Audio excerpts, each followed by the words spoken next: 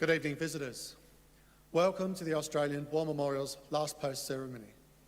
My name is Craig Burrell, and joining us today from the Royal Australian Air Force is Squadron Leader Clayton Wilson.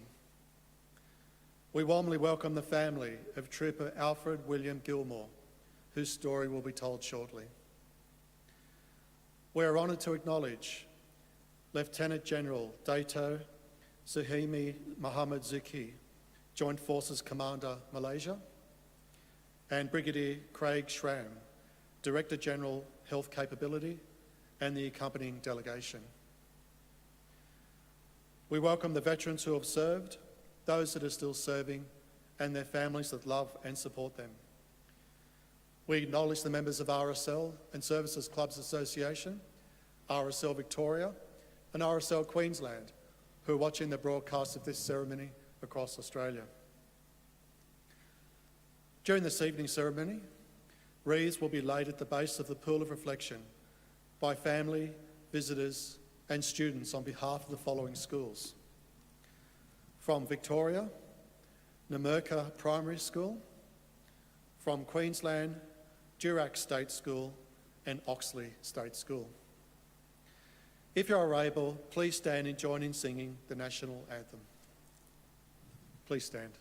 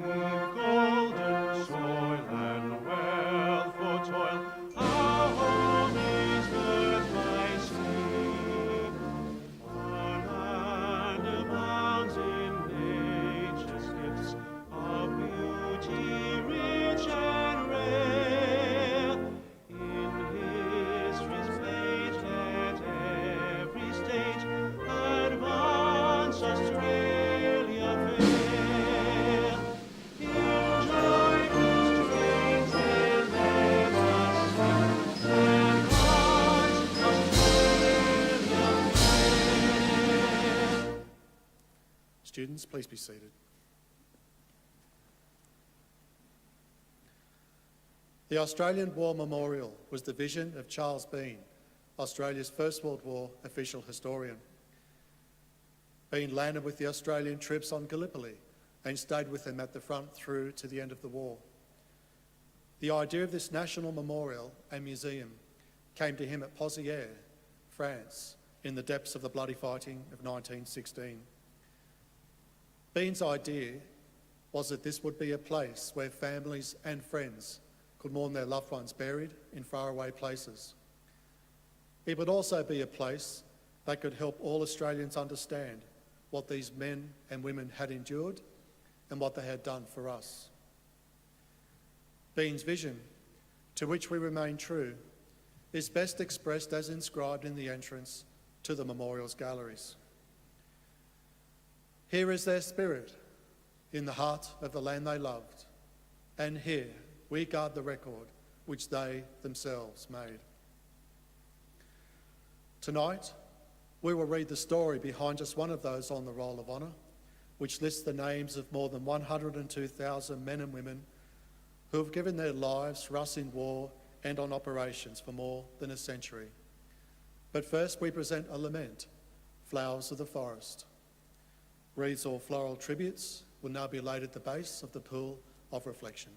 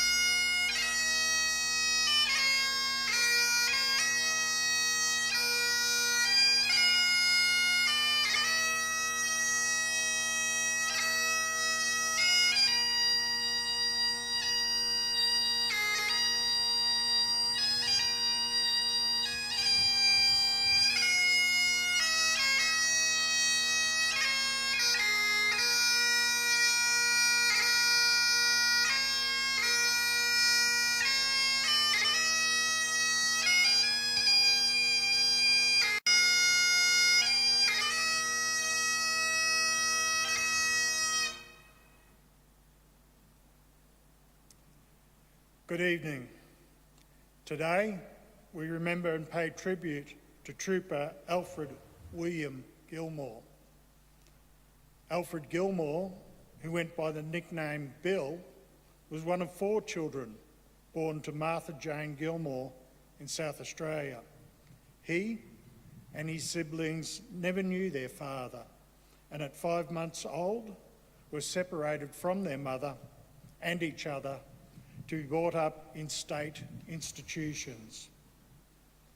Bill was known as a bit of a larrikin, and at the time of his enlistment was working as a dairyman in Gilmore, south of Adelaide. He enlisted in the Australian Imperial Force in January 1915, and after spending months training in South Australia, embarked from Adelaide, bound for Gallipoli. Bill joined the 9th Light Horse Regiment on Gallipoli in October 1915 as the campaign was drawing to a close. Due to the incredibly rough and difficult conditions encountered by the Anzac forces on Gallipoli, Bill and the 9th Light Horse Regiment did not use their horses while on the campaign, but instead manned the front lines and endured the hardships of trench warfare. When Bill arrived on Gallipoli, his unit was serving in an area of the peninsula known as Rhododendron Spur. Bill did not take part in any major engagement, but occupied the trenches in increasingly cold and wintry conditions, occasionally withstanding Turkish high explosive artillery and machine gun fire. His unit formed part of the rear guard as Australian troops evacuated the costly campaign. They remained on Gallipoli until the 20th of December 1915, arriving in Egypt, on Christmas Day of that year. In Egypt, Bill and his unit formed part of the Anzac Mounted Division. In March 1916, Bill and his comrades marched out to join the British forces defending the Suez Canal from Turkish advances across the Sinai Desert. During his first few months of combat, they conducted patrols of the desert and occasional raids on Turkish positions. The nature of the fighting could not have been more different to what Bill had experienced on Gallipoli. Instead of static trench warfare in wintry conditions, this war involved constant movement among towering sand dunes, attacks by aircraft, and incredibly hot desert conditions. Bill took part in his first major battle at Romani in August 1916. Australian, New Zealand and British forces had occupied Romani since April, using the town as a base to conduct patrols and disrupt Turkish access to the Suez Canal. In late July, Allied reconnaissance aircraft noted a Turkish force of up to 14,000 soldiers gathering nearby. Australian forces moved into position to defend the town, but in doing so ran into some of the Turkish troops, unexpectedly beginning the battle. As the fighting began, 500 Australian rifles were pitted against up to 8,000 Turkish soldiers. The Anzac and British troops were initially pushed back, but as more reinforcements arrived, were able to begin to mount a counterattack. Bill's 3rd Light Horse Brigade joined the battle on the 5th of August and took part in the counterattack that broke the Turkish lines. British and Anzac losses amounted to just over 1,000, while Turkish casualties were estimated at 9,000. The Battle of Romani marked the beginning of a series of victories for British and Anzac forces in the Sinai Desert as they pushed Turkish forces back towards Gaza. After a brief period of leave in November 1916, Bill and his unit continued their role in pursuing Turkish forces across the desert. In December, they assaulted the Turkish base at Magdhaba, successfully attacking across open ground in the face of heavy machine gun and artillery fire. In January, they pressed the advantage of the success at Magdhaba by assaulting the Turkish base at Rafah. It was mostly Anzac troops who attacked the well-fortified Turkish defences after an artillery bombardment. It was essential that they take the base due to their lack of water, and in the face of heavy opposition, they took their objective in a crushing defeat of the Ottoman forces. In late March, Bill and the 9th Light Horse Regiment suffered defeat at the First Battle of Gaza. Designed to capitalise on the recent victories, 22,000 British and Anzac troops faced stronger defences than were expected and were pushed back, suffering 4,000 casualties. In April, British and Anzac forces once again attacked Gaza, this time supported by tanks and gas shells. On this occasion, the Turkish forces were even better prepared than before, and in another unsuccessful attack, British and Anzac forces suffered 6,000 casualties. During the battle, Bill received a gunshot wound that pierced his temple and exited through his neck, severely damaging his left eye. He spent time in hospital and underwent surgery. Doctors declared him out of danger in April, but his injury was so severe that he was sent home to Australia and discharged from military service. He arrived in Australia in September 1917 and remained in hospital for further treatment. Home in South Australia, he contracted meningitis, probably as a consequence of his injuries, and he died on the 12th of November. His exact age is uncertain, but he is likely that he was only 22 years old. His photograph is displayed today beside the pool of reflection. Alfred William Gilmore is listed on the Roll of Honour to my right, among almost 62,000 Australians who died while serving in the First World War. This is but one of the many stories of service and sacrifice told here at the Australian War Memorial.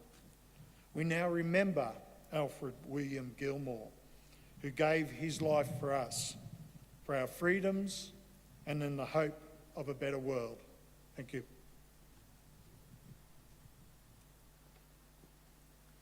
Please stand for the ode and the sounding of the last post.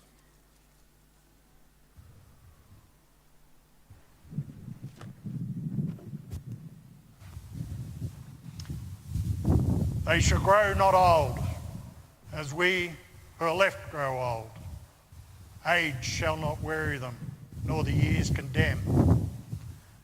At the going down of the sun and in the morning, we will remember them.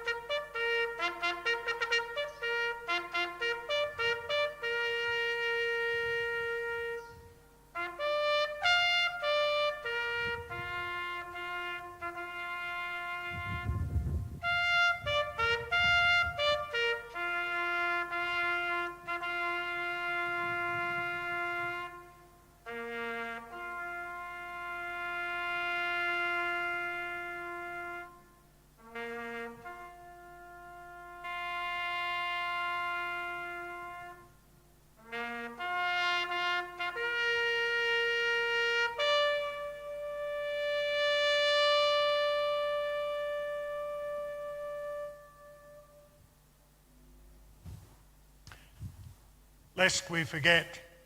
Lest we forget.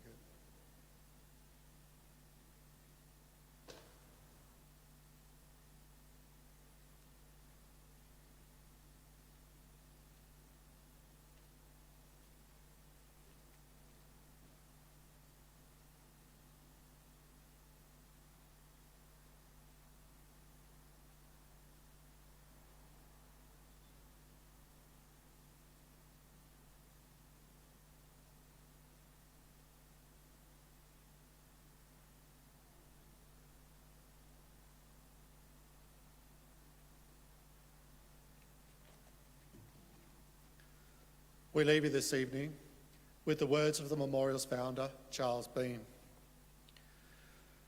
Many a man lying out there at Poziere or in the low scrub at Gallipoli with his poor, tired senses barely working through the fever of his brain has thought in his last moments, well, it's over. But in Australia, they will be proud of this. Ladies and gentlemen, girls and boys, that concludes the last post ceremony. We thank you for visiting the Australian War Memorial and we wish you all a very good evening.